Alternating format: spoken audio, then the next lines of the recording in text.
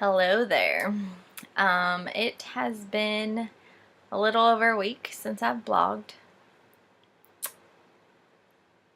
Randomness has been happening, I guess, in my life.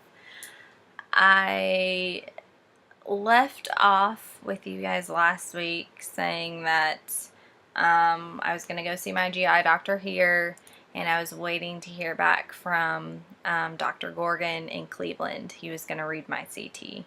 I did not hear back from Gorgon before I saw Dr. Pollock, so Dr. Pollock and I just kind of went over everything. He said it's okay to continue the Cipro, although he agreed there's no way I could have pouchitis since I don't have a pouch.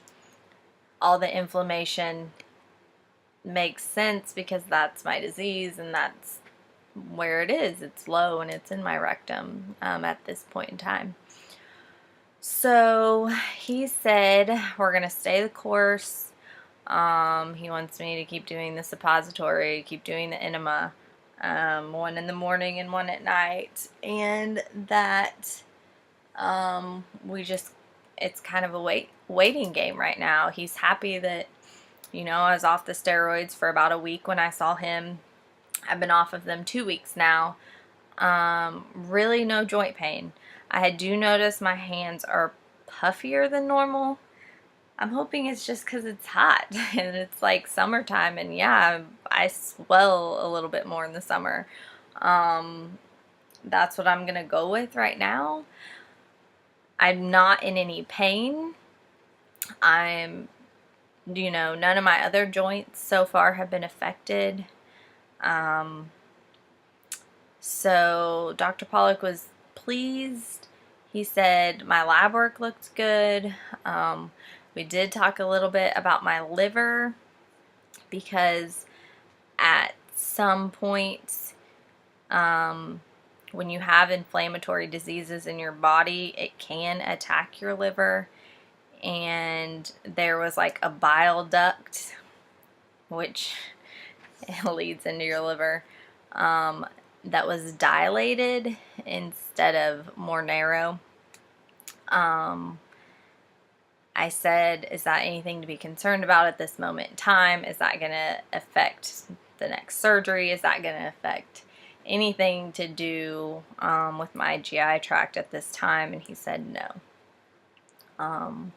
That really it's not an issue. All my liver enzymes, all my liver function tests were normal, so that it was not a big deal. He said that an MRI would be needed to definitively diagnose me of if I was having some inflammatory liver issues.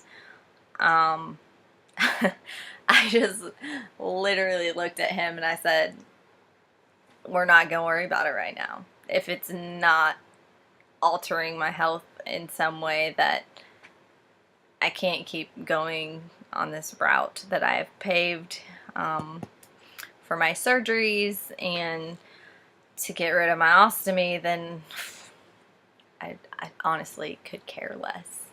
And the big thing is that all my labs looked fine. So if they were starting to look abnormal and I was having issues, then yeah, I would actually care. But right now I do not. And Dr. Pollock was completely on board with that. He said, "No, I understand. You have enough on your plate. Just go do one thing at a time." Then I heard back from Cleveland. Was that Tuesday of this week? Something like that. Dr. Gorgon thought my CT looked phenomenal. He said he did not see any issues. Yes, there's the inflammation in my rectum. Completely normal. He said that really from the looks of the CT, he has no idea why I was in as much pain as I was, that it really is a mystery, and that as long as I was feeling okay and wasn't having any residual pain or any other GI issues, that he was happy with the way everything looked. Which, A, that's a relief, but B, it's like, okay, so what happened to me that night in St. Louis?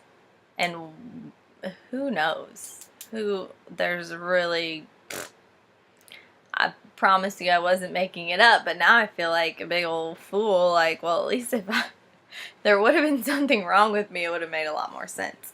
But I'm not complaining. I'm completely okay with being fine. So that being said, I've been off of the steroids for 2 weeks now, or 2 weeks tomorrow. Like I said, joint pain, not having it. Things seem to be going well using the suppository and the enemas. I honestly, like, I feel good. I feel really good. I just pray that that continues. I'm 7 weeks out from my July 1st surgery, and it would just be a miracle if it all worked out the way that the way that I planned it to and the way that I want it to. So, I can, can only hope and pray that my body holds up. I have definitely done a lot of research, and it's not that I wasn't doing it before, because I knew like certain foods caused an inflammatory response. I knew that certain things triggered things, but for me it never seemed to matter. Like, I could eat super, super healthy, stick to an awesome diet, and I'd still feel like crap and still have to be on, 40 milligrams of steroids. Or I could eat pizza and drink beer and, just have a normal-ish diet and feel exactly the same. So now, though, my mentality is I've got 7 weeks left, and I will do whatever it takes. I spoke to Dr. Gorgon about, he doesn't want me on steroids. He doesn't want me on any sort of biologics. Is there some supplement or some herbs or whatever that I can take? Vitamins, that will somehow decrease the inflammatory response in my body. I'm so paranoid. Every time something hurts on me, I'm like, oh my God, is that my joint? Like, I bent over to pick up something at work, and I think I just worked out earlier that day, and I was exhausted, and yeah, my knees kind of hurt, and when I bent down, I was like, oh, the joint pain's coming back. Like, it just immediately, like, not that I think the worst, but it goes there in my brain. So I asked Dr. Gorgon, like, what would you recommend that I take? And can I take anything? Because he's kind of picky. He said he didn't care. Any sort of, like, I've looked up, like, there's fish oil, there's turmeric, there's vitamin C and E, there's glucosamine. I mean, I've found probably 15 different things that are supposed to decrease inflammation in the body. He said I can take really whatever I please, and that if I find something that works, I'm supposed to let him know. Because they said if we knew of something, Tana, we would have told you a long time ago. Which is another reason why I love them. They don't bullshit. They just, they're very straightforward with me about most everything. So, end of the story is that I'm going to head to Walgreens tomorrow and see what the pharmacist thinks is safe to take together. For sure, I'm going to get some fish oil, like turmeric, and a really good vitamin, and go from there. Probably some glucosamine. But there's like 10 other different things that I'm going to ask him about and just see what all I can take that's not going to have a negative effect on me, or interact poorly together, or all that good stuff. But that way, I can kind of counteract anything before it happens, maybe. That's my thought process anyways, is I'd like to be ahead of the game instead of trying to play catch up if it does decide to rear its ugly head, and take over my joints again. So there's that. And then the inflammatory diets that you want to eat if you're trying to decrease inflammation in your body is basically 5 things. They say eat your fruits, eat your vegetables, eat your lean meats, so like my chicken and fish, and I can have nuts. So yeah, I guess it really is about 4 things. Limit my dairy intake. Limit the red meats. Limit grains. So like any kind of bread, doughy stuff. I'm just supposed to stay away from sugars. Lots of sugars. I'm not supposed to have a ton of caffeine, and I'm not supposed to drink a ton of alcohol, which obviously I don't. Caffeine, yes. I drink way too much coffee. But alcohol-wise, they say it's okay to do 1 to 2 glasses of red wine a day.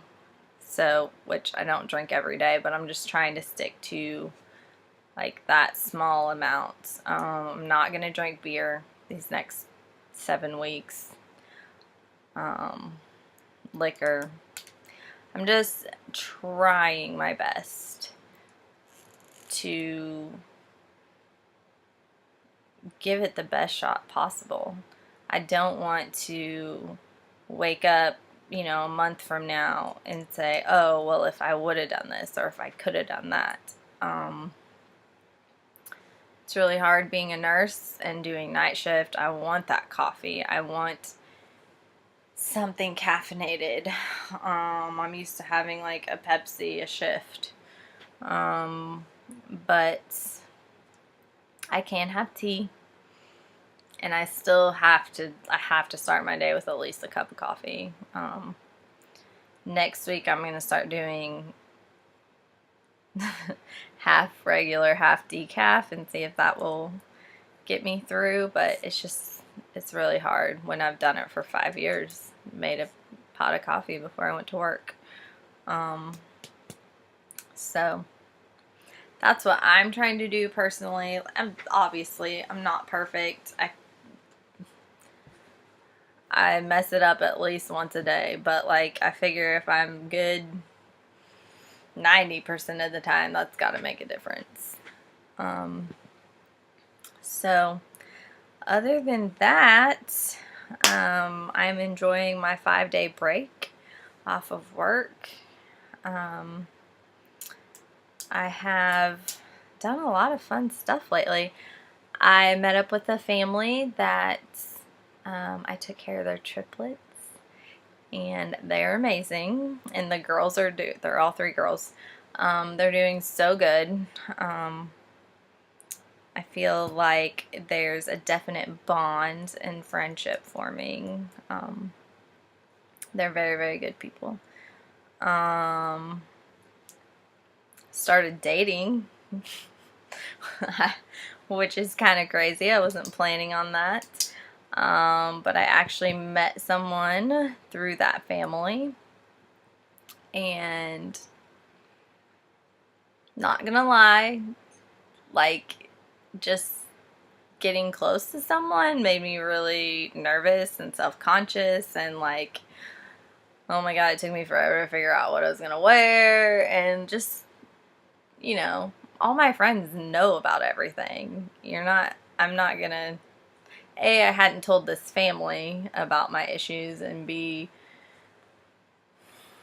I don't know, I didn't really want to tell the guy right away either, in case, you know, if it didn't go anywhere, then he didn't need to know. But getting put in the ER in St. Louis kind of killed my secrecy, because obviously something was wrong with me. And he had known I'd had surgery, but I didn't tell him what kind of surgery, or that I still had to have 2 more. But when I got home from St. Louis, I explained everything, told him what I had going on, told him about the bag, told him what ulcerative colitis was, that I still had 2 surgeries lined up, and that I'd pretty much dedicated this entire year to getting healthy. So he was surprisingly cool with it. So, lesson learned. Not everybody freaks out. Not everybody runs. Yeah, it was actually very awesome and very impressive on his part. So we're just kind of hanging out. We're gonna see where it goes.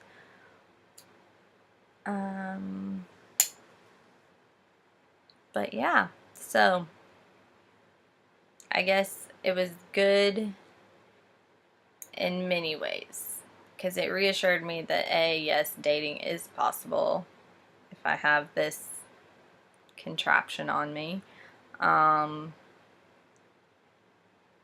That it is a big deal, but it's not a big deal at the same time. And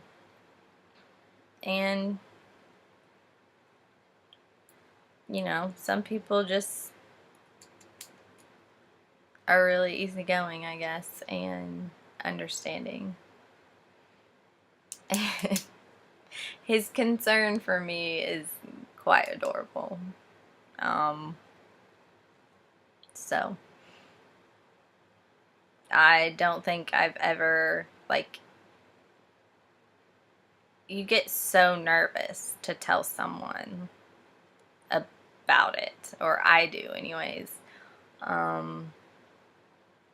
And then when it's like just kind of accepted, it kind of blows your mind there for a second, because you're just like, oh, okay.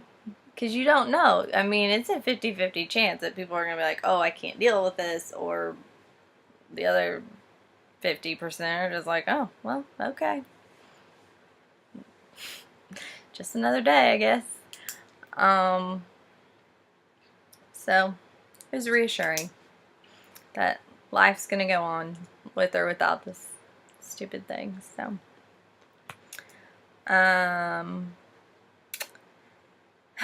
next weekend, I'm driving back to St. Louis, and I am going to Allison's wedding.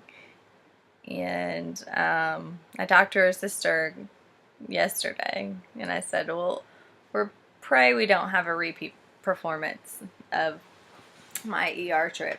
So that's my goal.